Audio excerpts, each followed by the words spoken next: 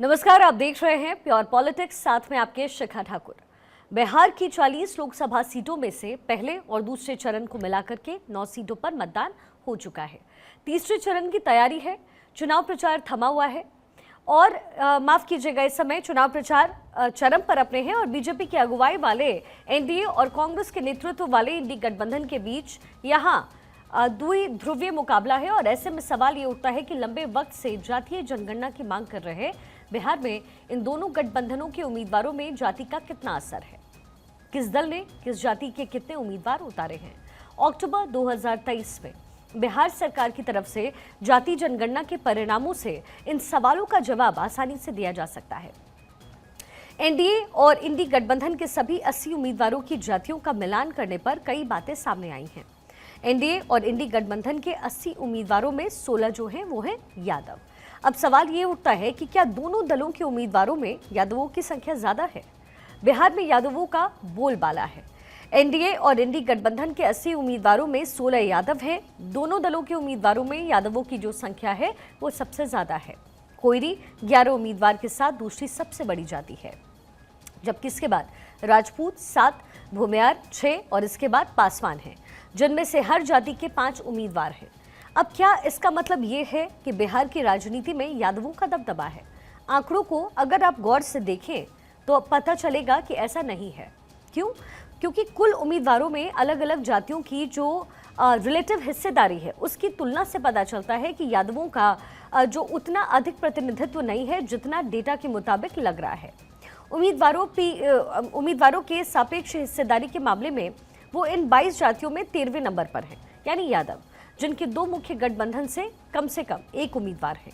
हकीकत में यादव उम्मीदवारों की रिलेटिव हिस्सेदारी 3 उच्च जातियों यानी भूमियार, राजपूत और कायस्थ की तुलना में कम है और ब्राह्मणों के बराबर है।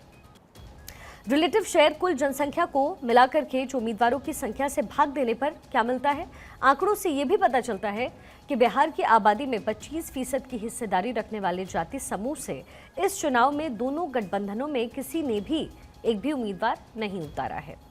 यानी जातिगत तौर पर अगर आप देखें तो बिहार में किस जाति के कितने उम्मीदवार हैं तो पहले नंबर पर गंगई नजर आती है, जिसकी भागीदारी है 10.8%, जबकि गंगौत 5%, गौसियान 3.4%, कोयरी 3.3%, भूमियार 2.6%, राजपूत 2.5%, वहीं इसके बाद पान चौपाल और बनिया 2.2%, फिर कायस्थ और हलवाई जो है 2.1%, सोनार 1.8%, मल्लाह, यादव और ब्राह्मण 1.4%, पासी 1.3%, पासवान 1.2%, कुर्मी 0.9%, कहार 0.8%, धानुक 0.6%, मुसर 0.4% और मुस्लिम 0.4% हैं। अस्मित मेरे सहयोगी इस वक्त मेरे साथ पटना से कनेक्ट हो गए हैं। अस्मित, जातिगत जनगणना का मुद्दा सबसे पहले परिप्रेक्ष्य में रखा गया। इस मुद्दे को भुनाने की कोशिश बिहार में की गई, क्योंकि जाहिर है जो बिहार है और बिहार में अलग अलग जगह हैं वो जाति सेंट्रिक जगह हैं। लेकिन अगर हम हिस्सेदारी के हिसाब से देख रहे हैं तो ऐसा नहीं है कि यादवों की जो है हिस्सेदारी सबसे ऊपर है और उन्हें ही सबसे ज़्यादा उम्मीदवार बनाकर के उतारा गया है। ये पूरा डेटा हमारे दर्शकों के इस समय सामने है। लेकिन फिर भी जातिगत जनगणना को मुद्दा बना करके कांग्रेस हो, इंडी गठबंधन हो या फिर बीजेपी भी हो, इस मुद्दे को खूब भुनाया गया। अब जो सर्वे सामने आया है और सर्वे के हिसाब से जो आंकड़े सामने आए हैं वो ये कहते हैं कि यादवों का बोलबाला यानी MY फैक्टर जो हमेशा आरजेडी की तरफ से भुनाने की कोशिश बिहार में की गई, उसी फैक्टर पर जनता वोट करती है, ऐसा जरूरी नहीं है।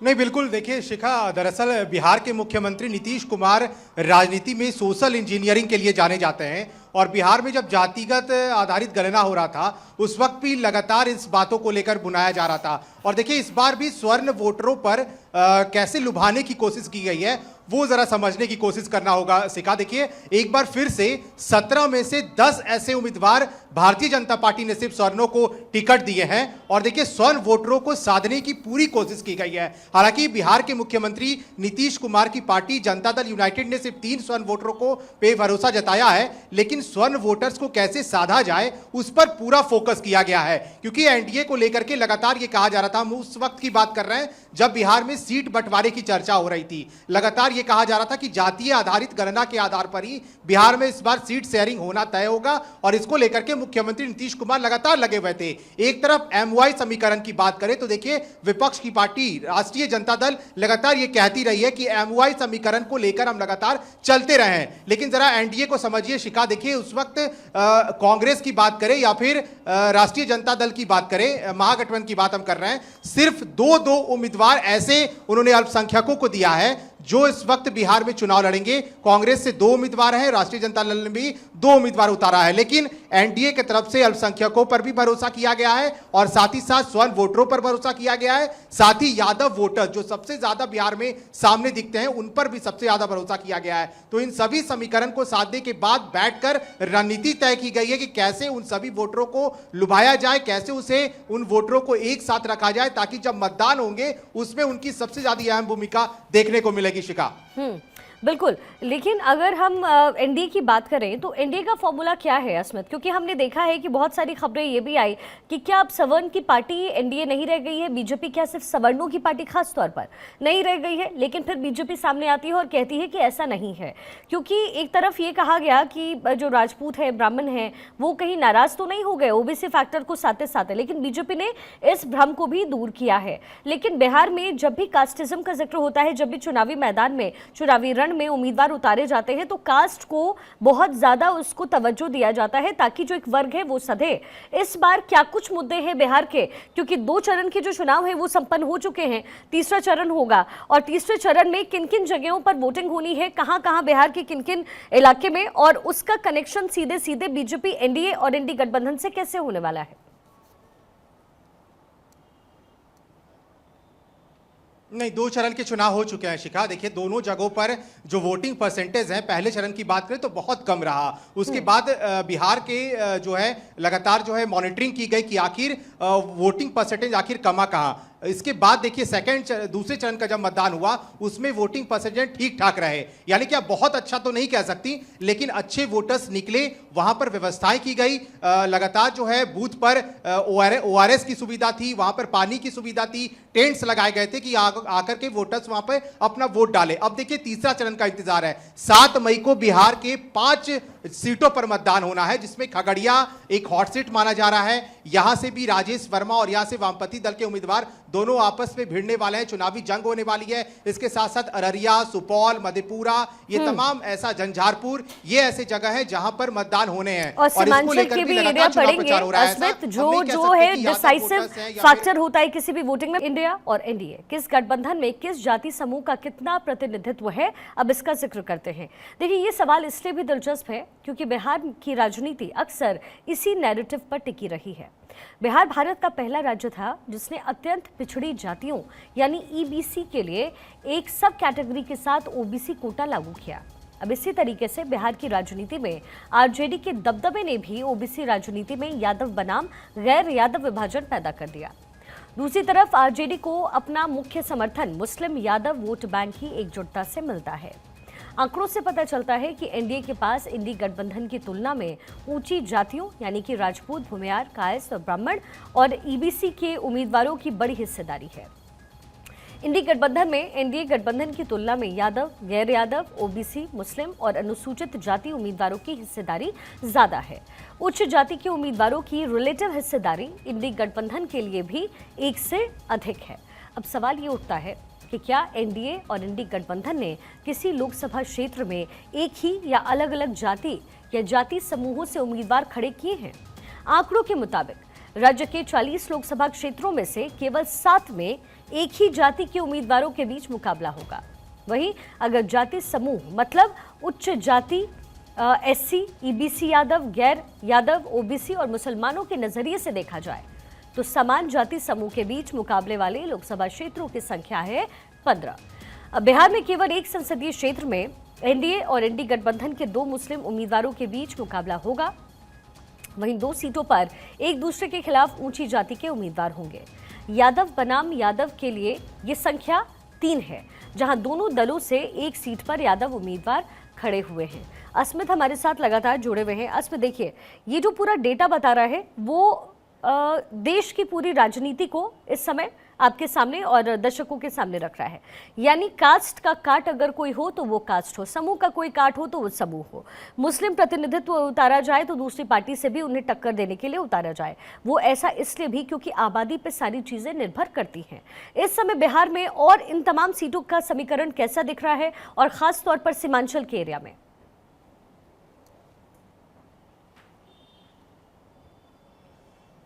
पिछले चुनाव में शिखा, आपको याद होगा कि 40 सीटों में एक सीट जो है किशनगंज वो कांग्रेस लेके गई थी और 39 सीट जो है एनडीए के खाते में गई थी। किशनगंज की हम बात कर रहे हैं और वहां पर चुनाव हो चुके हैं। वहां से कांग्रेस ने फिर से अपने उम्मीदवार उतारे थे और वो इलाका जो है अल्पसंख्यकों की पकड़ में कहा जाता है और इसलिए वहां से कांग्रेस ने एक बार फिर से अपना उम्मीदवार उतारा। राहुल गांधी खुद वहां पहुंचे थे, उन्होंने वहां पर रैलियां की। इसके साथ साथ AIM की पार्टी ओवैसी खुद वहां पहुंचे थे, उन्होंने अपने प्रत्याशी अख्तरुल ईमान के लिए खूब वोट मांगा था और वहां चुनाव हो गए। वहां देखिए अल्पसंख्यकों का बोलबाला है। इसके साथ साथ अगर अल्पसंख्यकों की बात करें तो देखिए इंडी गठबंधन में सिर्फ 4 ऐसे उम्मीदवार अल्पसंख्यकों के थे जिसमें से 4 उम्मीदवार उतारे गए और उन चारों उम्मीदवार जो है 2 कांग्रेस की तरफ से थे और 2 जो है राष्ट्रीय जनता दल ने उतारे थे। इसके साथ साथ बीजेपी ने भी इन सभी वोटरों पर खूब रणनीति बनाई थी। आपको याद होगा जब बिहार में सीट शेयरिंग का फॉर्मूला तय हो रहा था उस वक्त लगातार ये आरोप और प्रत्यारोप लगाए जा रहे थे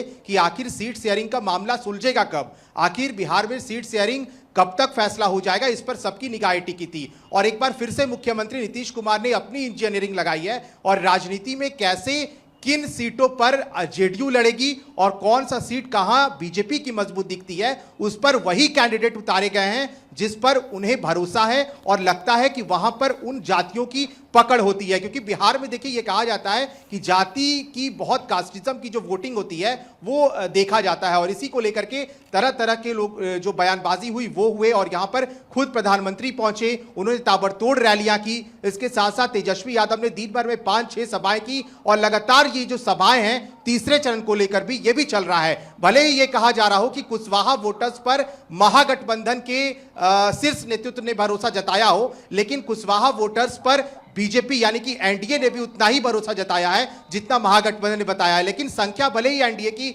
कम दिखती हो और महागठबंधन का संख्या इस पूरे वोटरों को साधने के लिए कम दिखता हो, लेकिन टक्कर कांटे की होने वाली है। ये पूरी सोच समझ के राजनीति के साथ जो है कैंडिडेट्स उतारे गए हैं कि कहां पर कौन सी कैंडिडेट्स का बोलबाला होगा और कौन से कैंडिडेट वहां से बाजी मार पाएंगे। इस पूरे मामले को देखकर ही यहां पर जो है सीट शेयरिंग का मामला पूरा हुआ था जातीय आधारित गणना के बाद। शिखा, ठीक है अस्मित, बहुत बहुत शुक्रिया इस पूरे विश्लेषण के लिए। मैं आपसे दोबारा कनेक्ट होंगी। चलिए आगे बढ़ते हुए, उत्तर प्रदेश में लोकसभा चुनाव को लेकर मुकाबला दिलचस्प है। इस खास रिपोर्ट में हम बदायूं लोकसभा के समीकरण के बारे में आपको बताएंगे। 7 मई को यहां मतदान होना है और सपा के सामने फिर से घर में साइकिल चलाने की चुनौती है। एक रिपोर्ट आपको दिखाते हैं।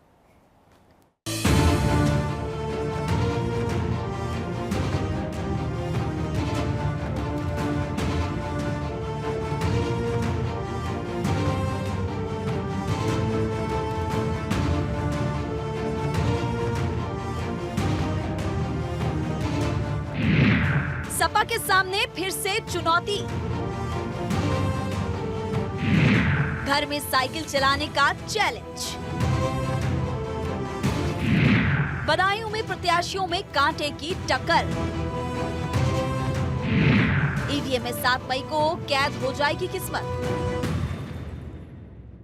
लोकसभा चुनाव को लेकर उत्तर प्रदेश में माहौल गर्म है। इस बार सभी दलों की नजरें बदायूं सीट पर है। ये सीट मुलायम परिवार के गढ़ के रूप में जानी जाती है।